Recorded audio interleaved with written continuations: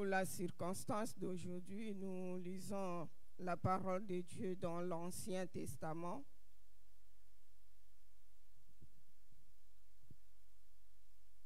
Les livres d'Agée. Et nous allons lire tout le premier chapitre.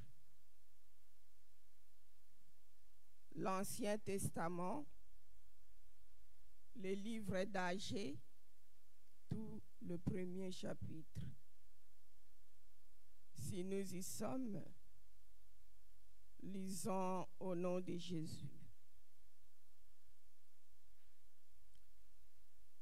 La seconde année du roi Darius, le premier jour du 6e mois, la parole de l'Éternel fut adressée par Agée, les prophètes, à Zorobabel, fils de Shaltiel, gouverneur de Juda, et à Josué, fils de Jotsadak, le souverain sacrificateur, en ces mots.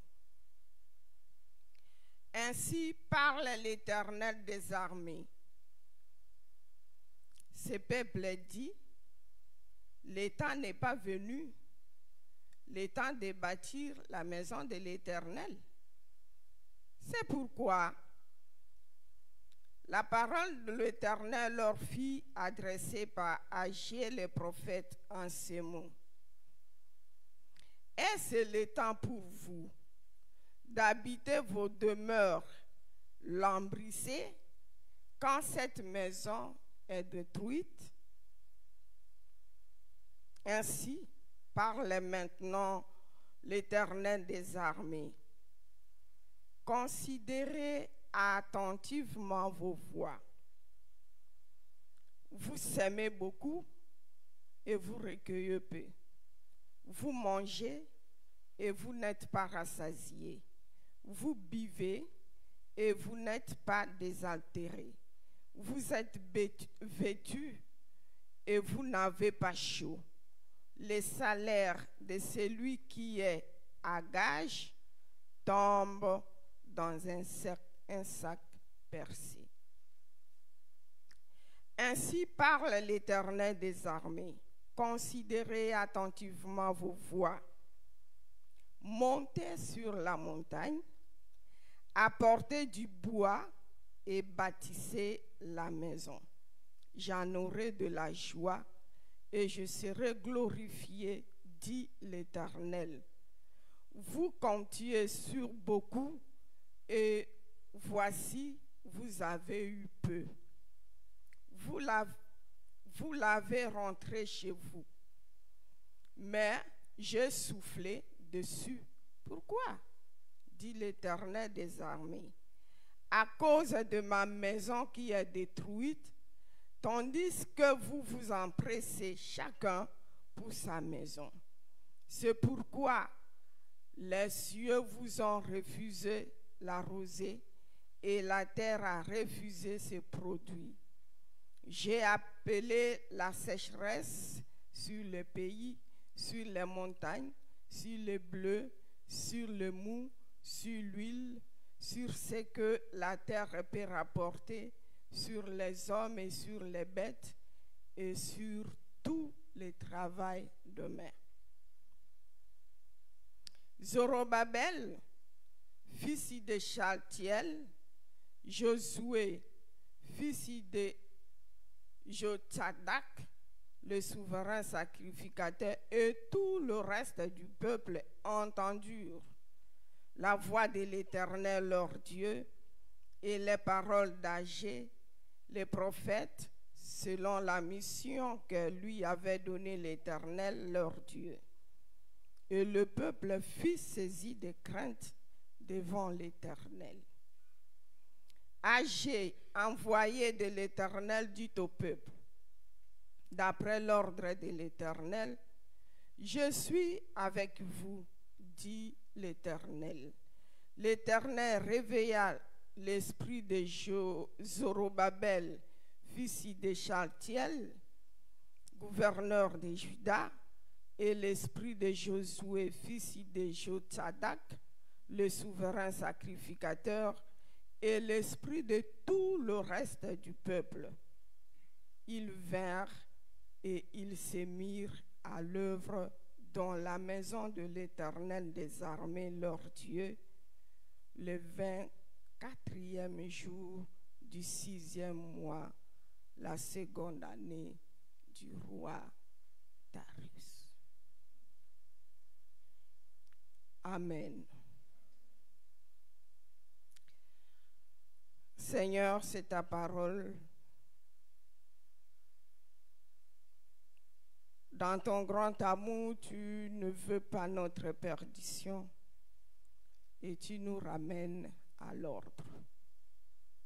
Maintenant, ô Dieu, nous voulons t'écouter, dispose nos cœurs, réveille nos esprits, afin que nous saisissions la profondeur et la pertinence de cette parole pour la gloire de ton nom et l'édification de ton Église.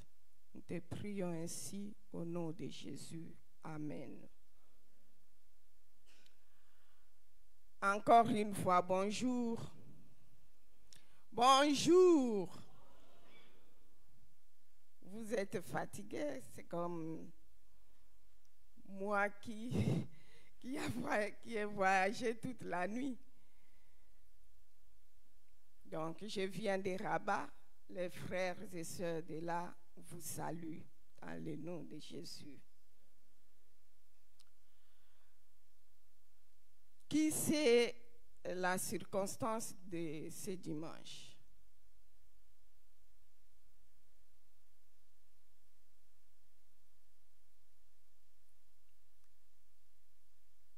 C'est quoi? J'aime les AM.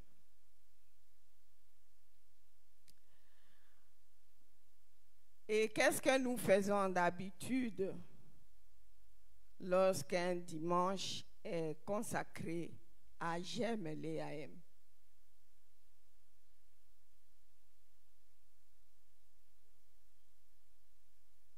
Mais parlez. Et qu'est-ce que nous faisons d'habitude? Une offrande spéciale, une collecte. C'est pourquoi j'ai choisi. Non, le Seigneur, il est compliqué. Je n'ai pas préparé ça. Mais c'est en route. Le Seigneur me dit, là, parce qu'ils ont oublié qu'aujourd'hui, c'est J'aime le AM. N'est-ce pas? Est-ce que je mens? Mais ça fait combien de temps on a lancé que dimanche 6 avril sera consacré à J'aime les AM?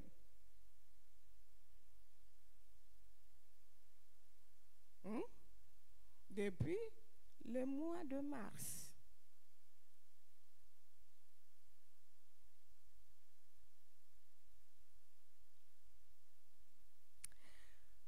Les enfants d'Israël étaient un peuple rebelle. Malgré tout ce que Dieu faisait pour eux, de temps en temps, ils tournaient leur dos à Dieu. Et Dieu les sanctionnait souvent par 3 punitions. Soit il amène la sécheresse pour que la terre ne produise pas du tout. Soit c'est la maladie.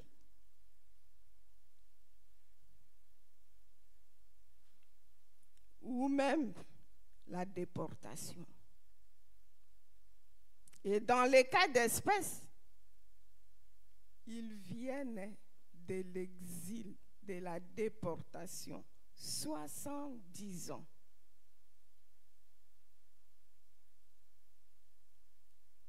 Dieu les ramène de l'exil. Le temple de Dieu a été systématiquement détruit.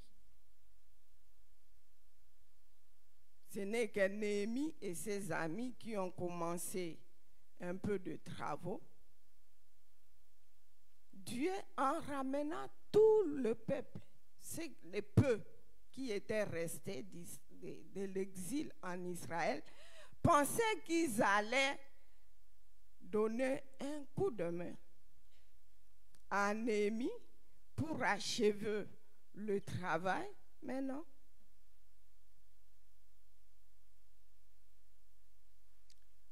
Eux, ils pensent à construire d'abord pour eux, et Dieu est relégué au second plan. Il dit, regardez-moi ces enfants, ils ont pleuré, je les ramène, et maintenant, ils m'oublient. Ok, on va voir. Ils travaillent, mais les revenus,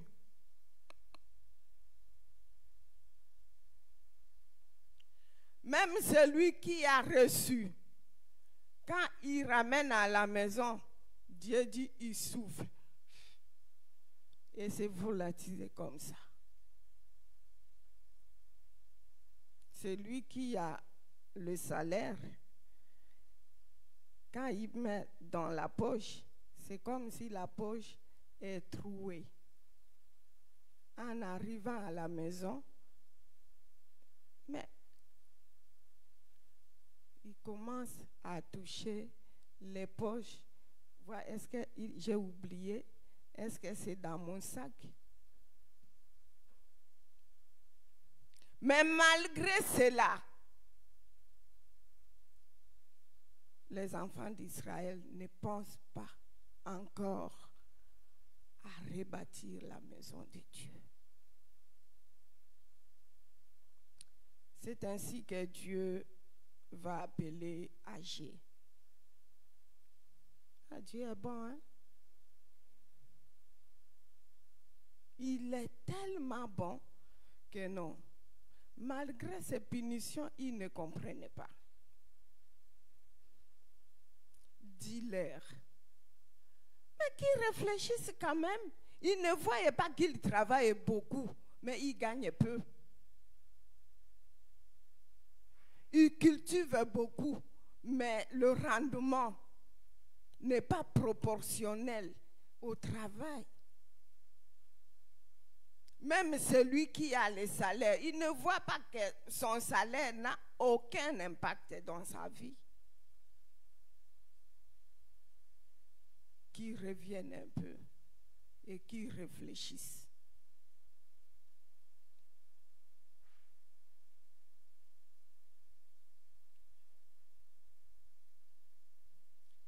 C'est pareil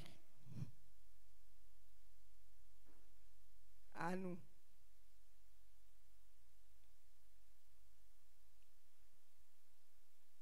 Je pense que le déficit de l'EAM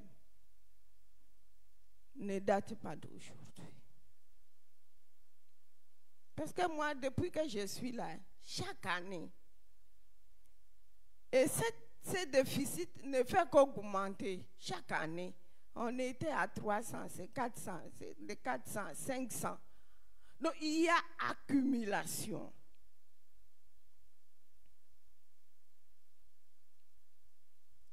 Et cette église qui compte plus de 2000 membres,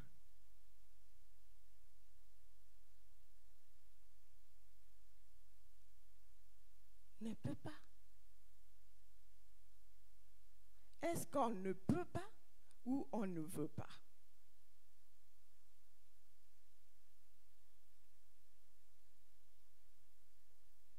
Et réfléchissons. Réfléchissons un peu. Je pense à ceux qui étaient avec moi à la Une lors d'un atelier avec les jeunes. Ils se sont plaints. Ils ont la bourse, ils ont le loyer qui ne paye pas, ni l'eau, ni l'électricité, ni le Wi-Fi.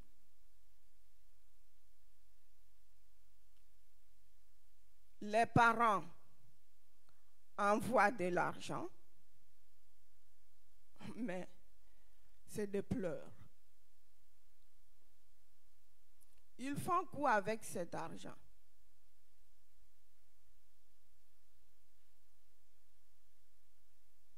Et quelqu'un qui vous dit, quand il sort, il revient mais vide.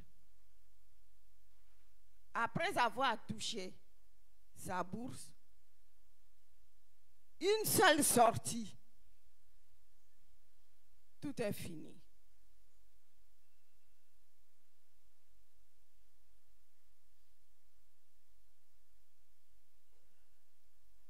Et je pense que pareil aussi avec vous ici. Mais vous trouvez des prétextes, les loyers, les factures, les ceci, les cela. Réfléchissons. Est-ce que ce n'est pas parce que Dieu est relégué au second plan dans nos vies?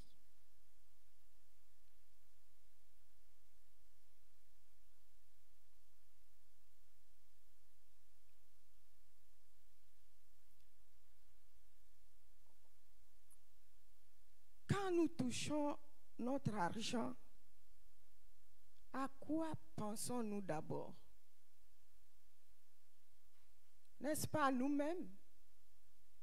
Avant même qu'on ne touche même cet argent, les besoins établis, des fois Dieu ne figure pas dans la liste.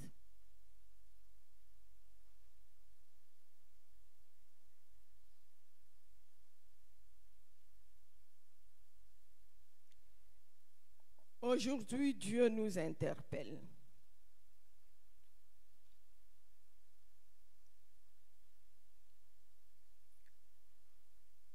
Voyons un peu notre façon.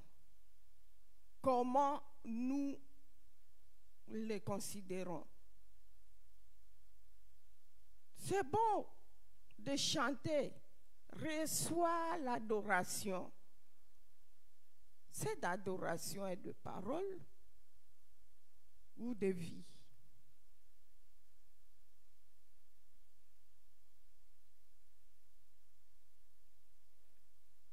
Pourquoi pouvons-nous oublier j'aime le AM?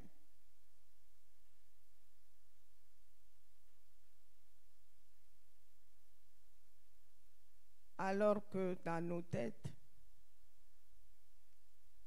ce sont nos besoins qui figurent un après l'autre.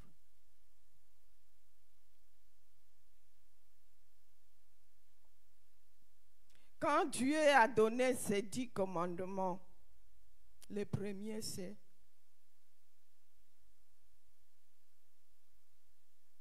mais parlez à haute voix pour que tout le monde entende.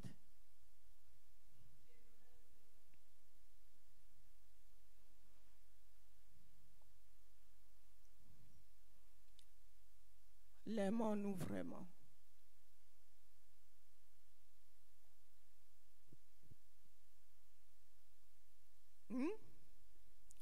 Parce que là, Dieu,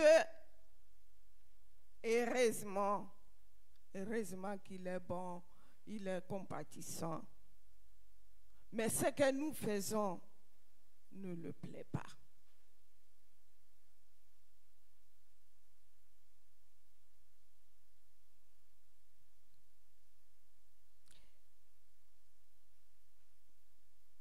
Qui parmi nous, bon, Dieu dans sa bonté,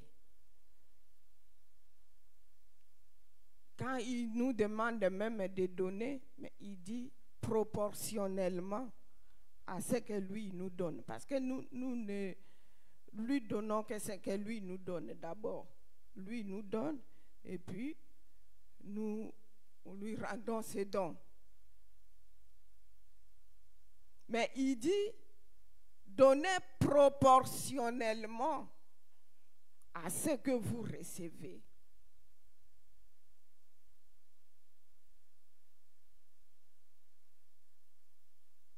Ne fût-ce que pour les offrandes de chaque dimanche. Est-ce que nous donnons proportionnellement à la bénédiction de Dieu?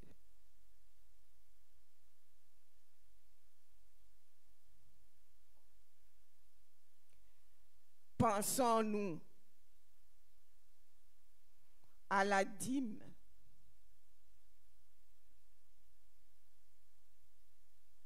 Quand nous recevons, c'est peu qu'il nous donne. Il n'est pas aussi exigeant parce qu'il veut nous mettre à l'aise.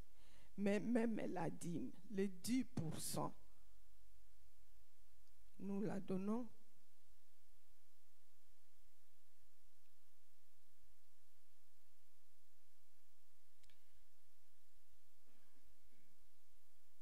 Une église qui fonctionne avec un déficit de plus de 5 ans. Et vous voulez que Dieu bénisse cette église. Qui dit église, c'est nous. Parce que l'église, c'est une personne morale. Mais ceux qui font l'église, c'est nous. Et quand nous ne pensons pas à ça,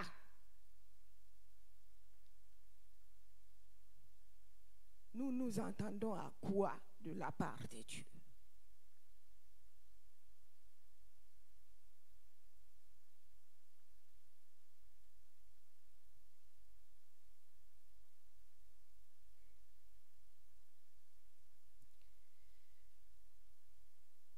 Mais la question aujourd'hui, est-ce que peut-il compter sur nous? Maintenant, qui nous interpelle, est-ce qu'il peut compter sur nous?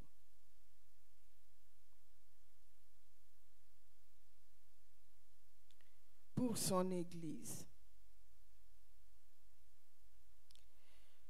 Depuis qu'on a lancé la vision de cette année pour notre propre paroisse,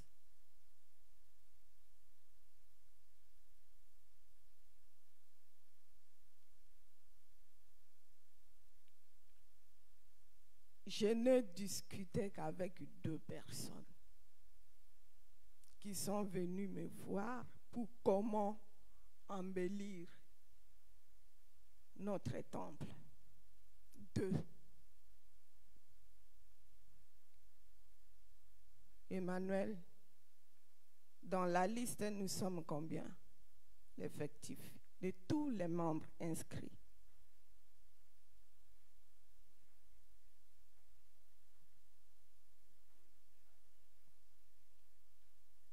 J'ai dit tous, tout le monde.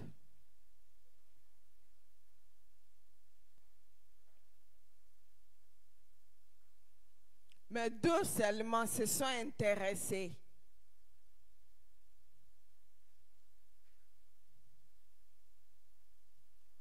Le premier m'a dit, ah non maman, on ne peut pas mettre les rideaux parce que les rideaux c'est un peu démodé. Et un autre a dit, est-ce qu'on peut enlever ces murs et les lisser pour qu'on on voit comment repeindre. 2 seulement. Est-ce que les autres, vous avez même ça dans vos têtes? Alors que vous embellissez vos appartements, vos chambres,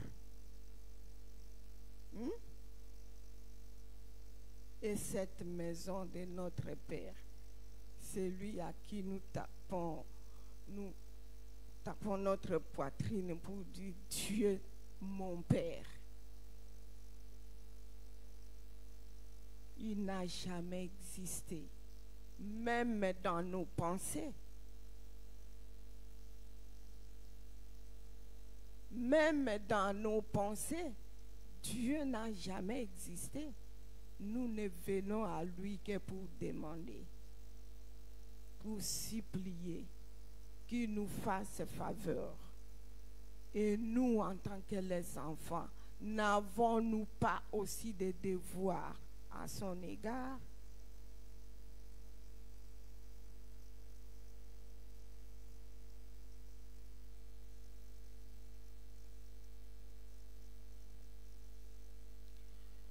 Si vous voulez savoir comment vous prenez au sérieux les choses de Dieu, c'est lorsque, par exemple, on prêche. Comment vous vous sentez? Vous sentez-vous concerné? Ou, bon, je suis venu au culte, le pasteur a prêché ou un prédicateur a prêché, ça passe.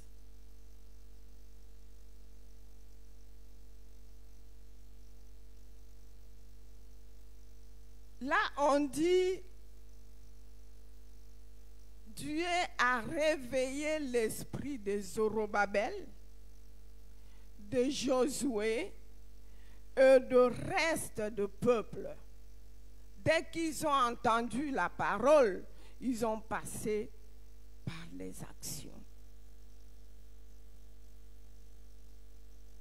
Des fois, quand on prêche, vous prenez déjà des décisions, mais une fois dehors, c'est fini. On oublie tout.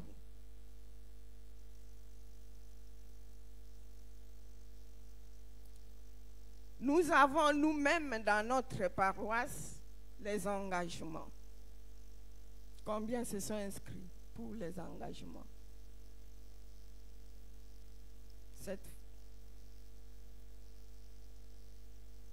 45 ou 47. Et pour les engagements de l'EAM, pour combler les déficits, c'est combien? 13.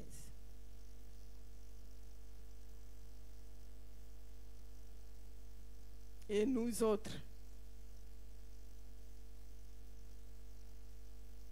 ne faisons-nous pas partie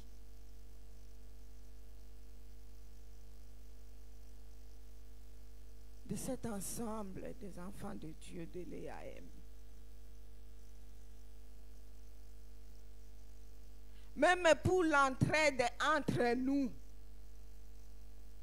donner 10 dirhams, 20 dirhams, 50 dirhams, parce que un frère ou une sœur a un malheur.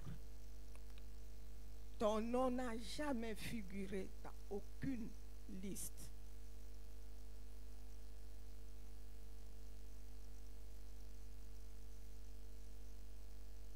Quand nous allons parler de la collecte de l'EGM et l'EAM,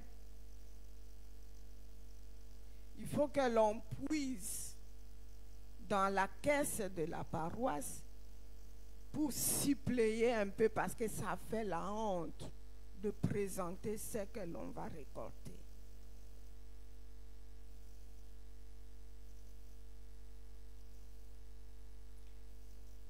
Et puis vous viendrez me dire, on ne sent pas l'EAM à Gadir, on ne la sent pas au niveau du national.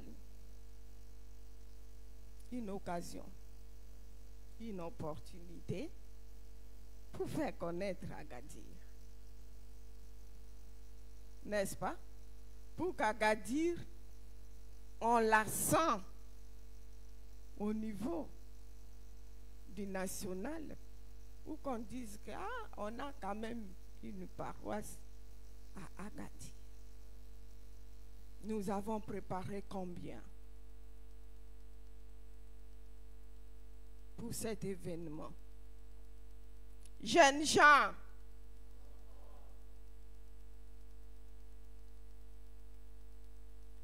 je veux voir votre force maintenant. C'est maintenant de me prouver que vous êtes forts. L'opportunité nous est offerte. Dieu a réveillé nos esprits. Est-ce que les tiens est réveillé?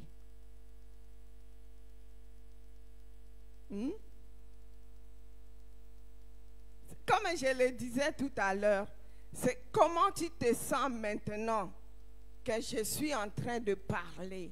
Est-ce que tu te sens concerné? Ou bon, ce n'est pas mon affaire, hein? Si tu ne te sens pas concerné, c'est que ton esprit n'est pas réveillé.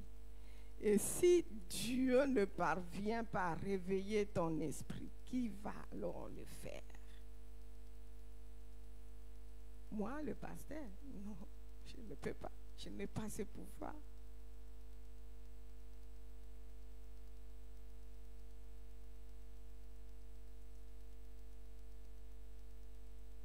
Et après avoir écouté la parole de Dieu, ils ont passé à l'acte.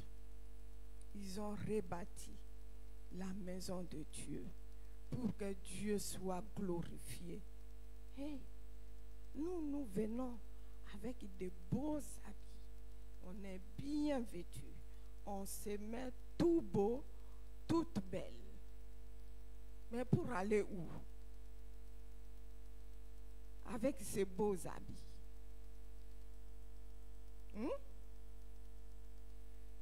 Depuis que je suis là, ce mur, je l'ai trouvé comme ça. Et jusqu'à présent.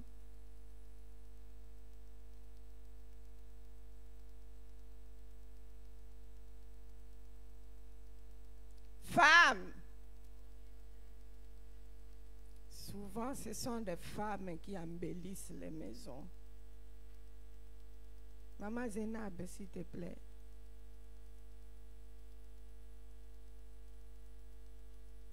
Femmes. Les deux personnes dont je parlais, c'était des hommes, aucune femme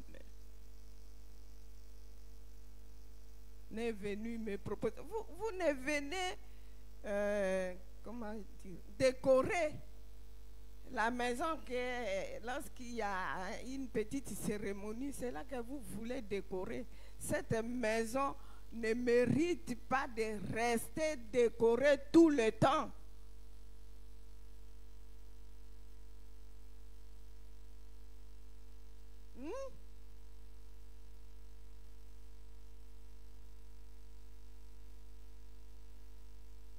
Réfléchissons. Nous devons réfléchir sur ce que nous vivons. Chacun sait comment il vit. Est-ce que tu vis dans des conditions que tu veux? Est-ce qu'on vit dans une résignation pour dire, bon, qu'est-ce que je vais faire encore?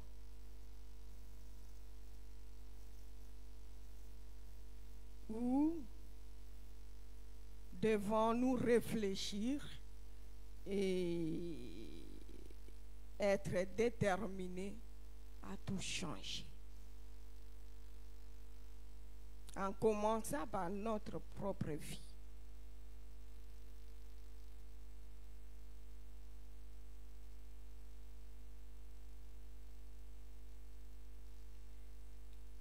c'est que Dieu réclame aujourd'hui pour nous qui sommes là, c'est le placer au premier plan. Avant toute chose, avant, Jésus ne nous dit-il pas que si quelqu'un veut me suivre, qu'il fasse quoi d'abord? Renoncer à soi-même.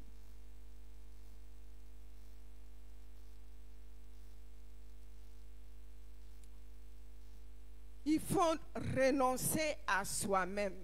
Et c'est ce que Dieu a déclaré dans ces textes aux enfants d'Israël. Vous devez renoncer à vous-même. Pensez d'abord à ma maison. Comme ça, je vais ouvrir les écluses du ciel pour vous.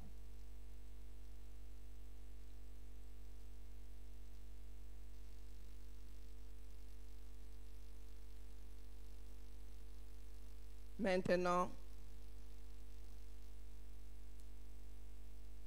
Dieu veut nous voir passer à l'action. Maintenant, je ne vais pas donner du temps parce que je sais que vous avez déjà changé de position. Vous allez donner les chantres, passer devant, on passe à l'offrande.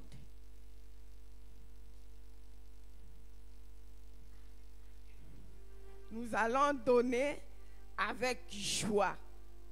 N'oubliez pas que c'est j'aime le AM.